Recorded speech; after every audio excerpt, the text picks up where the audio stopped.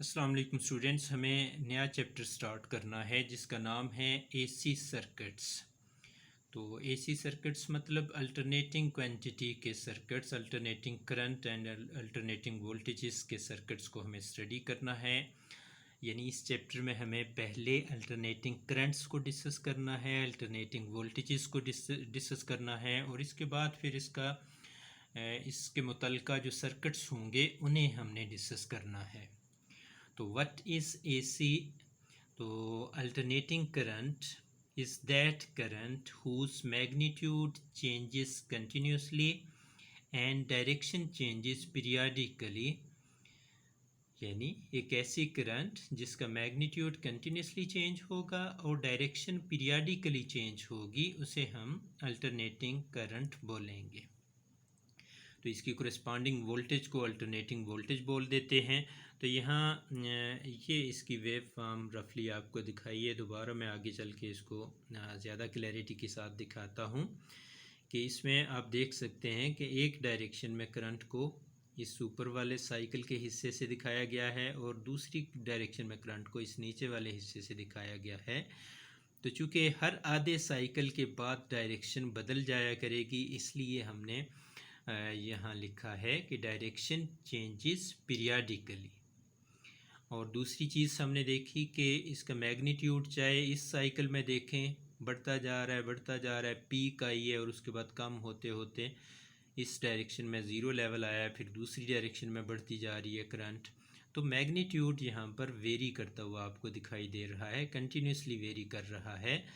तो इसलिए डेफिनेशन का पहला हिस्सा था कि मैग्नीट्यूड चेंजेस कंटिन्यूसली।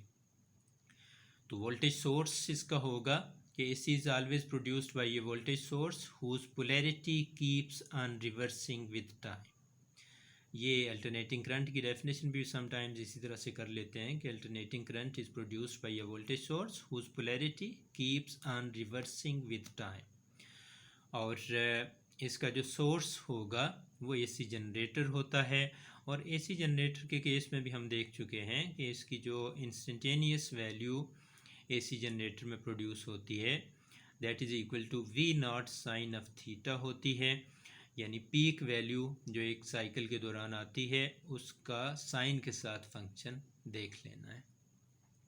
और थीटा चूँकि ओमेगा टी के बराबर होता है, इसलिए इसको हम V0 sine of omega T भी लिख लेते हैं। और ये जो ओमेगा होता है ये 2 पाई एफ के बराबर होता है, इसलिए साइन 2 पाई एफ टी भी लिखा जा सकता है इसको। और ये फ्रीक्वेंसी टाइम पीरियड का इन्वर्स होता है, इसलिए फाइनली इसको इस फॉर्म में भी लिखा जा सकता है 2 pi by T into T. ये इंस्टेंट को डिफ़ाइन करेगा कि किस इंस्टेंट की बात हो रही है। और ये चूँकि टाइम पीरियड की बात हुई है तो इस सेंस में यहाँ पर हमने ये इसके चारों तरीके देख लिए कि साइन किस किस तरह से वेरी कर सकता है।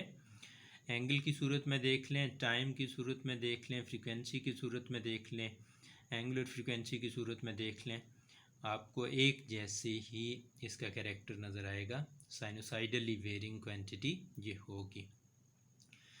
तो यहाँ एक बात मज़ीद करते जाएं कि पोलैरिटी को जो हमने डिस्कस किया उसको इन दो सर्किट्स में आपको दिखाया गया है कि आधे साइकिल के दौरान जब एक डायरेक्शन में करंट होती है, जिस तरह से ये आधा हाफ आपको दिखाया गया है, इस हाफ में इस सोर्स की पोलैरिटी कुछ इस तरह से होगी। अगर इसका DC इक्विवेलेंट सर्किट बनाएं तो ऊपर पॉजिटिव टर्मिनल होगा, नीचे नेगेटिव टर्मिनल होगा और डायरेक्शन ऑफ करंट फिर यहाँ इस रजिस्टर में ऊपर से नीचे की तरफ आएगा। और जब इसका अगला हाफ साइकिल स्टार्ट होगा ये नीचे वाली डायरेक्शन में करंट, तो इसमें इसका DC इक्विवेलेंट सर्किट बनाएं तो वो इस तरह से बनेगा कि नीचे पोलैरिटी पॉजिटिव होगी, ये ऊपर नेगेटिव टर्मिनल है और डायरेक्शन ऑफ करंट अब इस साइड से जा रही है, यानी एंटी क्लॉकवाइज करंट होगी और इस रजिस्टर में से नीचे से ऊपर की तरफ करंट जा रही होगी। तो इंस्टेंटेनियस वैल्यूज़ को अगर हम डिस्कस कर लें इसमें से हम टाइम वाला फार्मूला इस्तेमाल कर लेते हैं कि एक साइकिल के कंप्लीट करने का टाइम जो होता है वो टाइम पीरियड होता है। तो टाइम पीरियड को हम यहाँ पर इस्तेमाल करते हुए मुख्तलिफ़ इंस्टेंट्स पर हम magnitude of instantaneous current and instantaneous voltage देख लेते हैं। तो वो शुरू में जब टाइम ज़ीरो होता है तो टी की जगह हम ज़ीरो पुट करेंगे। यहाँ हमने ज़ीरो पुट किया तो 2π/t इंटू ज़ीरो, ये सब को मल्टीप्लाई हो गए ज़ीरो बना देगा। तो साइन ज़ीरो हमें पता है ज़ीरो होता है, तो इस तरह से instantaneous value of voltage zero होगी। और ये रिप्रेजेंट कर रहा है इस ग्राफ में इस स्टार्टिंग पॉइंट को। और जब टाइम t/4 पास होगा, यानी एक टाइम पीरियड का चौथाई हिस्सा टाइम गुजर जाएगा, तो t की जगह स्मॉल t की जगह t/4 लिखेंगे। और जब ये t/4 लिखेंगे तो t से कट जाएगा, 2 और 4 आपस में कटेंगे तो π/2 बच जाएगा। और साइन π/2 मतलब साइन 90 होता है, और साइन 90 चूँकि 1 होता है इसलिए यहाँ 1 आ जाएगा और हमारी इंस्टेंटेनियस वैल्यू पीक वैल्यू के बराबर आ जाएगी। यानी ये हुआ t/4, यानी चौथाई चक्कर के बाद हमारा इस फिगर से ज़्यादा वाज़े आपको आएगा कि t/4 टाइम गुजरने के बाद पीक वैल्यू आ चुकी हुई है। मज़ीद अगर देखें इसको तो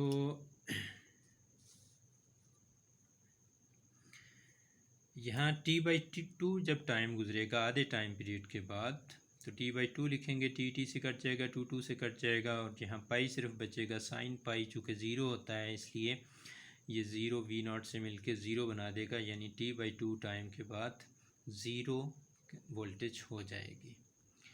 और जब 3t/4 आएगा तो उस वक्त 3t/4 आएगा तो t से कटेगा और 2 से 2 टाइम्स 4 होगा तो 3/2 इंटू पाई हो जाएगा। और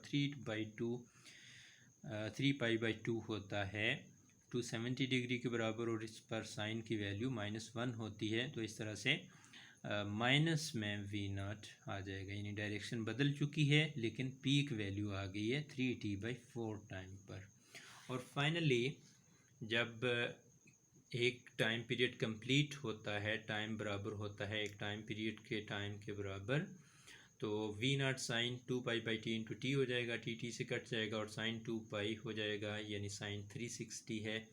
ये भी ज़ीरो होता है इसलिए v0 हमारे पास v की वैल्यू आ जाएगी ज़ीरो के बराबर।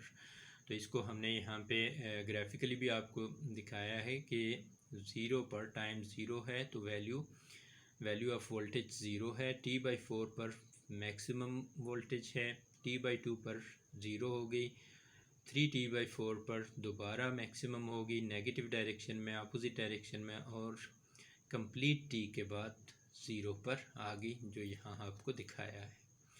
इसी चीज़ को आप एंगल की फॉर्म में भी देख सकते थे।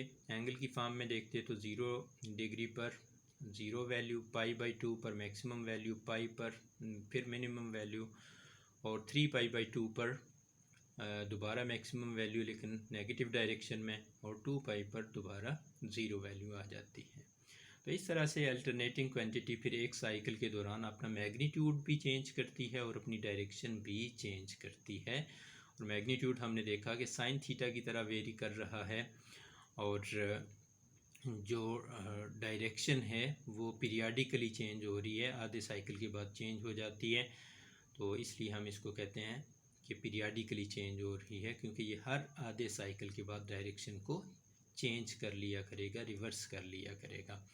और ये जो वेव फॉर्म आई है ये चूँकि साइन थीटा की तरह वेरी करती है ये वोल्टेज या करंट, तो इसलिए ये ग्राफ है ये रिप्रेजेंटेटिव होता है साइन थीटा का। इसलिए इस वेव को हम साइनोसाइडल सिग्नल भी कह सकते हैं, साइनोसाइडल वेव फॉर्म भी कह सकते हैं, साइनोसाइडल कर्व भी कहते हैं, या सिंपली इसको साइन वेव भी कहा जाता है।